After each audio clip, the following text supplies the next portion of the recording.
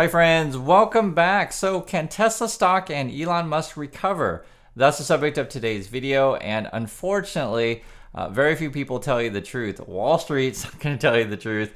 Elon Musk is definitely not going to tell you the truth, and the pumpers and stock promoters on YouTube, etc., are certainly not going to tell you the truth. I'm going to tell you the truth, guys. It is a tough road for Tesla. I'm going to go through everything, why I say that, and I know for people who have money in this thing, you feel sad, you just want to hear good news, you want to hear hopium, but honestly, you need to hear the truth. So let me go through some things. First, the stock is down 11 some percent. I think it's the worst since January. I mentioned that. And yeah, head for the steepest slide since January. And a lot of this kind of where we are now, you have to understand the history of Tesla recently. If you want to go back, 8 years, you can talk about that as well. Because it's always the same thing. Elon Musk comes out, promises you a bunch of stuff, and this keeps telling you next year, right? And how long can that possibly go on? This was actually a turning point, though, because Reuters came out with a report back in April. We read through it together on the channel, and it seemed like, they had a whole bunch of sources, not just one, not just two, like a whole bunch. They're like, hey, we looked at emails from inside the company. There was like a Zoom call, and a bunch of people were there. And essentially, it looked like that Tesla was canceling their $25,000 car, right? The cheap car. And then Elon Musk comes out, tweets out and says, oh, liars, liars, and doesn't really say how. And then like within hours of that, then he says, hey, we're going to have a great event on August 8th, and we're going to show what we got. And then the rumor started flying around that it was going to be robotaxi. That event was postponed.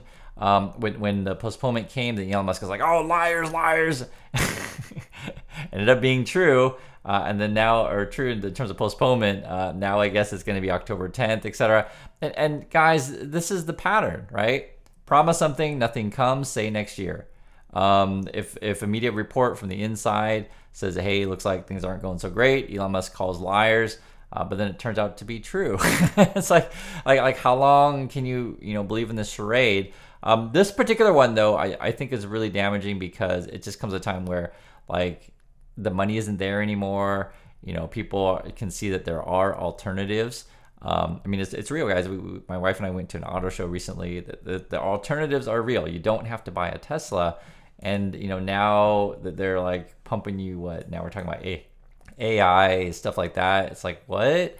And if you watch the Tesla stock promoters, like literally as a recording, like these three idiots here, just to be honest, they're like, oh, should Tesla invest in another company, $5 billion into XAI? Oh, wow, that's the topic of the day. And it's just like, don't you realize like how stupid this stuff is? Just think about this, guys. Just think about this. Just imagine if a CEO of any other company, right, right now says, hey, I'm thinking that we're going to take, a bunch of our money.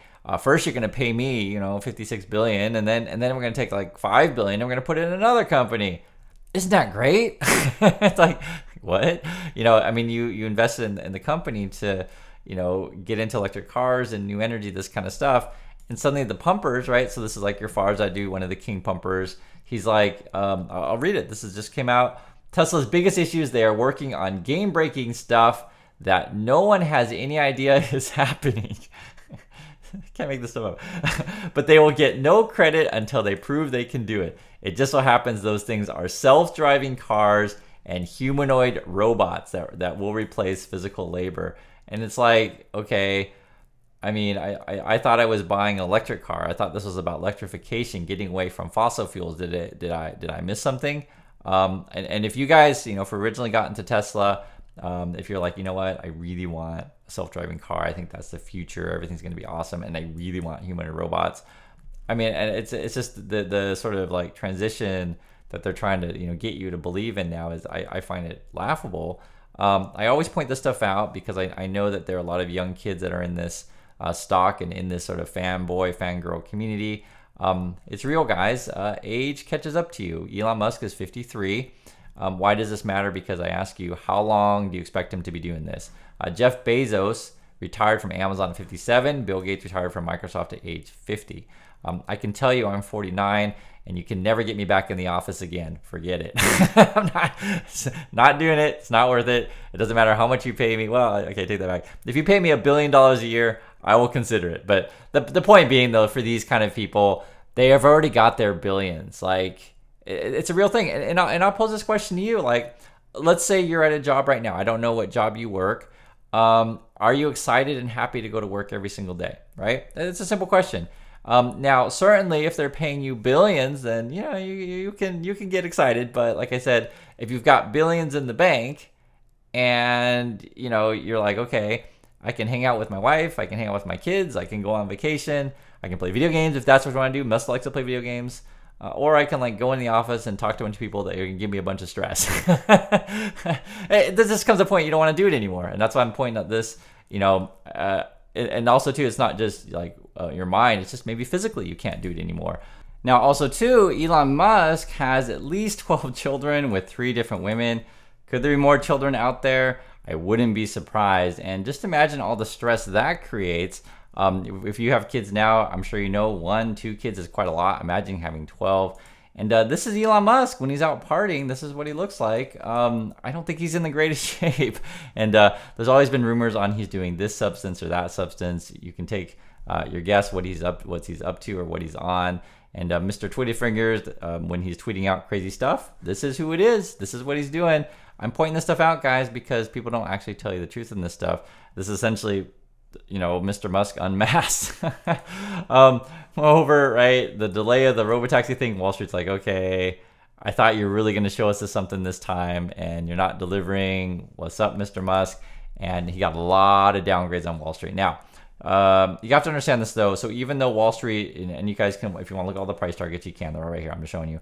But if you understand, though, that Wall Street does also have money in this stuff, and they need to, pump up said equities in order to sell out of it. They can't just like say, hey guys, here's the truth, man, this company's completely screwed. You should sell everything. They even though, there's a few sell ratings on here, there's a bunch of hold ratings.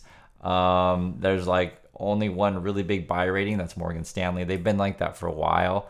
And if you've been following the story, you'll know exactly why. And I'll tell you, is because Elon Musk had to borrow money from Morgan Stanley to buy Twitter. And so like Morgan Stanley's like, man, this guy owes us money. And the only way he can pay us back is if he can sell his stock. So we better like tell everyone the stock is worth a bunch of money, right? And the other thing too, I want to throw in there, guys, which I want you to watch for.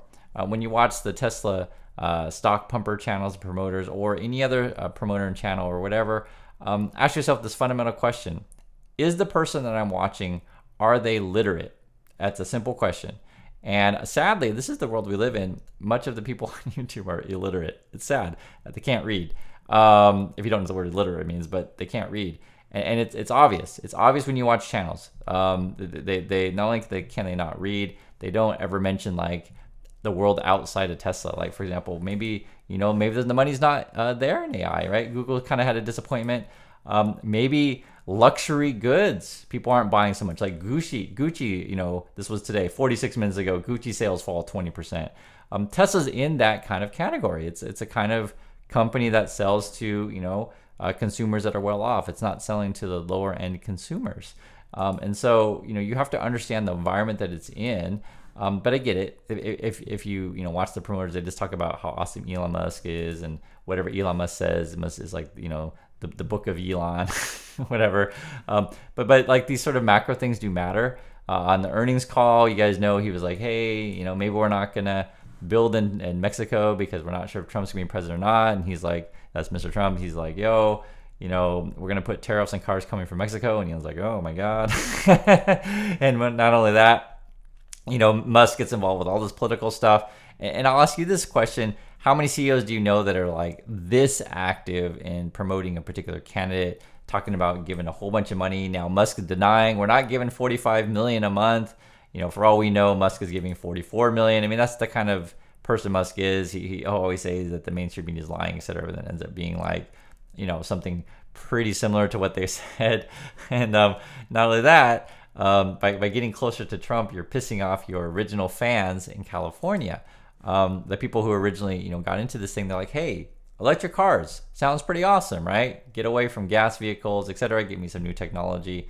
But they didn't necessarily sign up for AI, robots, or someone with Mr. Twitty Fingers talking about whatever memes, cryptos, or right-wing kind of stuff. And that's kind of what they're getting. And so then like it's not like a shock that a base of what supported the company are pulling away. Now there are other options. There are lots of other brands out there. And if you say, oh, well, Chris, he just does what everyone else does. No, not necessarily. Mark Zuckerberg is saying, I am not endorsing at that point it was Biden or Trump. Now it's going to be Harris or Trump. But Zuckerberg's like, I'm just not going to endorse anyone. So stop asking. And if it goes back to the fundamental question, can Tesla turn it around? I'll just say it's tough. You're facing a couple things. One is Tesla is largely overvalued, right? This is based on PEs or PEGs. I always show you guys these numbers. I understand there are people new to the market and all they want to hear is stock price. What's the stock price going to do? What's it going to do? Well, I'll tell you, the market is volatile, right? And the market can stay irrational longer than you can stay solid, meaning that it does crazy things. And then Musk will say, hey, we're going to have flying cars. They're coming soon. And then after, 3 weeks, a month or whatever, people are like, okay, so can we see a blueprint of the flying cars? Where are the flying cars? What color are they going to be? What's the range? And Musk is like, oh, forget about flying cars. Now we're going to do teleportation devices. You're like, oh, great, teleportation devices. And that's part of your up and down of the stock. It's funny because when you talk about Tesla, in some respect, maybe numbers don't matter, right? But ultimately, at the end of the day, eventually you got to pay the piper. And this is sort of what we're seeing here is, people are starting to concern more about, okay, we're pricing your stock to go crazy because you're giving us all this crazy plans. But when it's just plans and no actual product, it is really a problem. I encourage you guys to watch our video. We just made it just a few weeks ago. We went to the Busan Auto Show. We live here in Busan and looked at some new vehicles coming out. They even show, or we show, I should say, Hyundai's Robotaxi. You'll see it. There's a prototype there. You can actually see the thing. Whereas with Tesla, I don't know what they're doing. They haven't showed anything. And most companies don't behave like Tesla, where they just promise you stuff but never deliver anything, or show your prototype and then nothing ever actually comes out, or maybe they make something but it's not even close to the price that they originally promised, etc. This is just what it is. And going forward for Tesla, what could actually turn this thing around? Here's the truth, guys. They're a car company. It's a very, very, very competitive market. Okay, they're originally basically kind of on your luxury end, so they may sell the same amount of vehicles that something like a BMW sells. So something like 2 million a year, which they sell now. That's sort of why you're seeing a flat line, because you get to a certain level, a certain price, there's a lot to choose from, right? If you don't want a Tesla, go get a Mercedes, go get a BMW, go get a Porsche, go get, a Lexus, go get whatever, other car. There's just a lot of choices. This is the car market. And then if you say, okay, I only want an electric car, maybe in the past there was only Tesla. And then if you didn't want Tesla, you could get a hybrid like a Prius. But today's day and age, there's just so many choices. And that's why I mentioned the car show thing, because it's real, guys. This competition is real. You don't have to take a Tesla. Tesla has not refreshed their models. They have not come out with a cheaper vehicle. And then China with BYD, and there's going to be others, they're putting a lot of pressure also as well, essentially dominating the Chinese market. So, this is sort of where we're at. Tesla could try to develop the $25,000 car, but the profit margin isn't going to be there, right? Because you're competing against, again, the Chinese automakers, the Japanese automakers, the Germans, other American automakers, etc.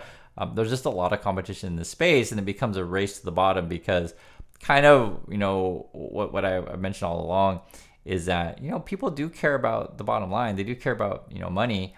The way the Tesla fanboys and fangirls make it sound like is oh, consumers don't care about money. They just buy Tesla because it's cool. But if I, came to my wife and said, okay, there's 5 cars on the market. They're all about the same price. I just want to take the one that's the coolest. It's not really going to fly in this household. You usually go out and you test drive each one and you look at the value that you're getting. I don't think I'm saying anything crazy. You look into the value you're getting.